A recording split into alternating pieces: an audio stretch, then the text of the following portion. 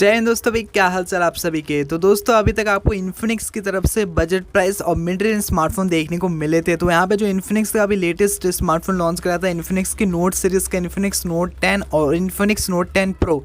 लेकिन दोस्तों यहाँ पे जो इन्फिनिक्स नोट 10 था काफ़ी अच्छे प्राइस पॉइंट के अंदर देखने को मिलता था, MediaTek का Helio G85 चिपसेट। लेकिन दोस्तों यहाँ पे जो इन्फिनिक्स नोट 10 प्रो था वो आपको 17,000 रुपये में आपको MediaTek का Helio G95 चिपसेट देखने को मिलता था। वो मुझे थोड़ा सा ज़्यादा प्राइसिंग थोड़ी सी हाई रख दी, यहाँ पे 2,000 रुपये एक्स्ट्रा यहाँ पे ऐड कर दिए इन्फिनिक्स नोट 10 प्रो के अंदर। अगर ये स्मार्टफोन अंडर 15,000 रुपीज़ कराना होता तो काफ़ी अच्छा स्मार्टफोन होता। लेकिन मैं दोस्तों यहाँ पे इन्फिनिक्स एक और स्मार्टफोन लेके आने वाला है, लेकिन दोस्तों वो आपको ना ही बजट में मिलेगा ना ही मिड रेंज में। यहाँ पे आपको फ्लैक्स स्मार्टफोन देखने को मिल सका इन्फिनिक्स का एक नाउ सीरीज आने वाली, क्या पता आपको इन्फिनिक्स नाउ 1 के नाम से देखने को मिल जाए। लेकिन दोस्तों आप सही लोग देख सकते हैं इसका फोटो भी सामने निकल के आ चुका है। यहाँ पे जो डिज़ाइन और जो लुक देखने मिलता है काफ़ी ज़्यादा फ्लैक्सिबल एक्सपीरियंस आपको देखने मिल जाता है इसके डिस्प्ले और उसके डिज़ाइन के अंदर। लेकिन दोस्तों यहाँ पे थोड़े दिन पहले एक चार्जिंग एडेप्टर यहाँ पे रिलीज हुआ था जिसमें आपको 160 वाट का एक फास्ट चार्जर देखने को मिलता था इन्फिनिक्स की तरफ से। लेकिन मैं दोस्तों यहाँ पे अभी तक का Xiaomi ने अभी तक अपना 200 वाट का चार्जर यहाँ पे इंट्रोड्यूस करा। लेकिन दोस्तों यहाँ पे आपको 8 मिनट में 200 वाट का चार्जर सिर्फ 8 मिनट के अंदर फुली चार्ज कर देता था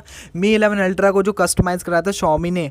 लेकिन दोस्तों अभी तक का सबसे ज़्यादा फास्टिंग टेक्नोलॉजी अभी तक Xiaomi के पास है जिसमें आपको 67 वाट की फास्ट चार्जिंग देखने को मिलती थी। लेकिन दोस्तों यहाँ पे इन्फिनिक्स भी यहाँ पे लेके आ चुका 160 वाट का फास्ट चार्जिंग। क्या पता आपको जो इसी फ़ोन के अंदर देखने को मिल जाए इन्फिनिक्स का नाउ सीरीज़ के अंदर जो हो सकता है कि आपको 160 वाट का चार्जर देखने को मिल जाए। यहाँ पे जो फोटो निकली यहाँ पे आप देख सकते हैं, यहाँ पे आपको एडेप्टर देखने को मिलता है। इसी के पीछे जो बैक साइड में जो फ़ोन पड़ा हुआ है वो इन्फिनिक्स का नाउ फ़ोन पड़ा हुआ है, आप सभी लोग देख सकते हैं। लेकिन दोस्तों आज की इस वीडियो में बात करने वाले इन्फिनिक्स नाउ 1 के अंदर आपको क्या क्या स्पेसिफिकेशन, क्या प्राइसिंग और इंडिया के अंदर किस प्राइस पॉइंट के अंदर लॉन्च हो जाएगा, भाई सारी जानकारी आपको इस वीडियो में मिलने वाली। तो वीडियो को फटाफट से स्टार्ट कर लेते हैं। उससे पहले दोस्तों आप सही को क्या करना है, अपना एक लाइक है जो सेट करके ना चैनल पे ना चैनल को सब्सक्राइब कर सकते हैं, बिल्कुल फ्री होता है। तो स्टार्ट कर लेते हैं वीडियो को फटाफट से। तो दोस्तों यहाँ पे जो इन्फिनिक्स का जो स्मार्टफोन होने वाले फ्लैक्स स्मार्टफोन, इसके बारे में नाम के बारे में भाई कुछ नहीं पता। जहाँ तक हो सकता है कि इन्फिनिक्स की नाउ सीरीज होने वाली जिसमें आपको फ्लैक्स स्मार्टफोन देखने को मिल सकते हैं।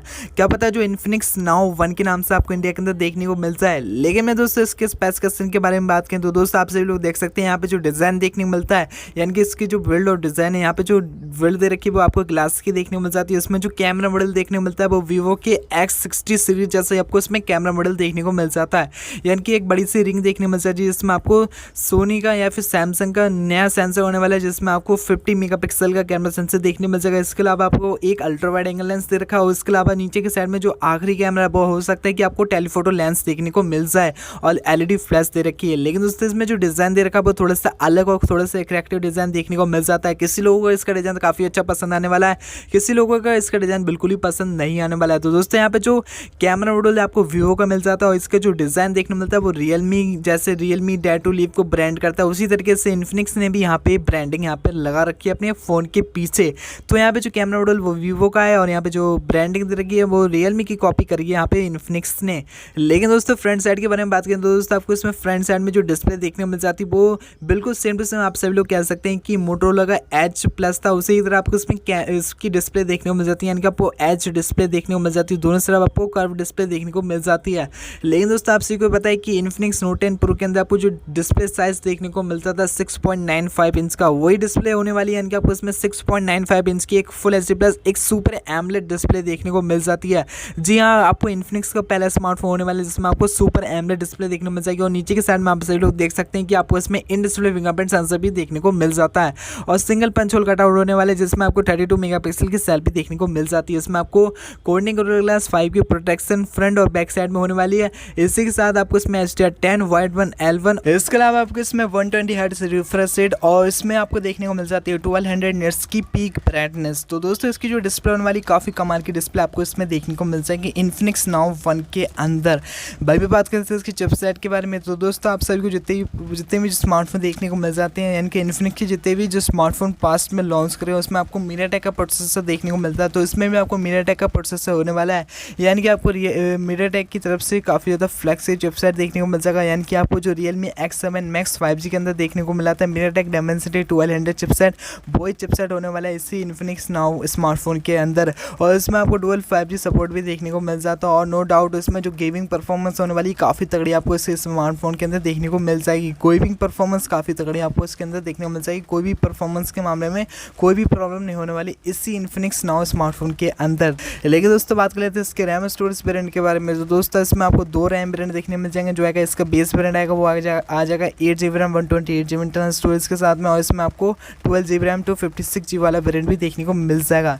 इसी के साथ आपको इसमें हाई वेट सिम स्लॉट भी देखने को मिल जाएगा। और इसके अलावा जो इसमें जो रैम दे रखी है वो LPDDR5 की रैम UFS 3.1 की स्टोरेज देखने को मिल जाएगी। और कैमरास के बारे में मैंने आप सभी को पहले बता दिया है। लेकिन दोस्तों बात कर ले इसके बैटरी के बारे में। तो दोस्तों इसमें जहाँ तक हो सकता है कि 4000 या फिर 4500 mAh की बैटरी 160 वाट की फास्ट चार्जिंग देखने को मिल जाती है इसी इन्फिनिक्स नाउ स्मार्टफोन के अंदर। जो इसकी मेन हाईलाइटिंग फीचर है यानी कि 160 वाट की फास्ट चार्जिंग। देखते हैं कितनी देर में ये स्मार्टफोन चार्ज हो जाता है। मैं तो काफ़ी ज़्यादा एक्साइटेड हूँ इस स्मार्टफोन के लिए, देखने के लिए कितनी देर में इसकी बैटरी चार्ज होती है। इसी के साथ इसमें आपको और में सारे सेंसर देखने को मिल जाते हैं। 3.5 ऑडियो जैक नहीं होने वाला है इस स्मार्टफोन के अंदर। लेकिन दोस्तों इसमें आपको USB Type-C का पोर्ट, डुअल स्पीकर होने वाले हैं। और इसी के साथ आपको जो स्मार्टफोन चलने वाला है Android 11 XOS के साथ में। तो दोस्तों ये सारी चीज़ें देखने को मिल जाती हैं इसी Realme Now स्मार्टफोन के अंदर। लेकिन दोस्तों देखने वाली बात है कि इंडिया के अंदर कब तक लॉन्च हो सकता है। तो दोस्तों ये स्मार्टफोन आपको बहुत ही देखने को मिल सका 2-3 महीने के अंदर जो इंडिया के अंदर लॉन्च हो सकता है। लेकिन दोस्तों बात करते हैं इसके प्राइसिंग के बारे में। तो दोस्तों इसकी प्राइसिंग यहाँ तो हो सकता है कि Realme X7 Max 5G जिस प्राइस फोन के अंदर लॉन्च हुआ है यानी कि 27,000 रुपीज़ का राउंड। तो ये स्मार्टफोन जहाँ तक हो सकता है कि अंडर 30,000 रुपीज़ का राउंड लॉन्च हो सकता है इन्फिनिक्स नाउ स्मार्टफोन। लेकिन मैं दोस्तों आपको दोस्तों इसी इन्फिनिक्स नाउ स्मार्टफोन के बारे में डेफिनेटली आप मुझे नीचे कमेंट करके मुझे बता सकते हैं। अगर आपको फ्लैगशिप स्मार्टफोन लेना चाहिए तो आप क्या इन्फिनिक्स नाउ स्मार्टफोन लेना खरीदना पसंद करोगे, मुझे कमेंट करके मुझे ज़रूर से बता सकते हैं। लेकिन मेरे दोस्तों मुझे ऐसा लगता है कि इसके OS के चक्कर में कोई इस स्मार्टफोन को बिल्कुल ही कंसिडर नहीं करेगा, क्योंकि इसमें जो इसका जो XOS है वो इतना ज़्यादा ऑप्टिमाइज नहीं है। और इसमें आपको काफ़ी ज़्यादा बुलेट पर एप्लीकेशन भी देखने को मिल जाती हैं और काफ़ी ज़्यादा लैग फील होता है इसकी UI के अंदर। देखते हैं कि इन्फिनिक्स इसकी UI को किस तरीके से ऑप्टिमाइज़ करता है, वो तो मैंने आपको आने वाले समय में आप सभी को डेफिनेटली आप सभी को बता दूंगा। लेकिन क्या सोचते हैं इन्फिनिक्स के इस फ्लैगशिप स्मार्टफोन के बारे में, कमेंट करके मुझे ज़रूर से बता सकते हैं। और क्या प्राइसिंग के साथ में आ सकता है वो भी मुझे ज़रूर अपनी राय मुझे ज़रूर से बताना नीचे कमेंट सेक्शन में। तो दोस्तों इतना था आज की वीडियो में। हम मिलते हैं आपको नेक्स्ट वाली वीडियो में, अगले वीडियो में मिलते हैं। तब तक के लिए थैंक्स फॉर वॉचिंग।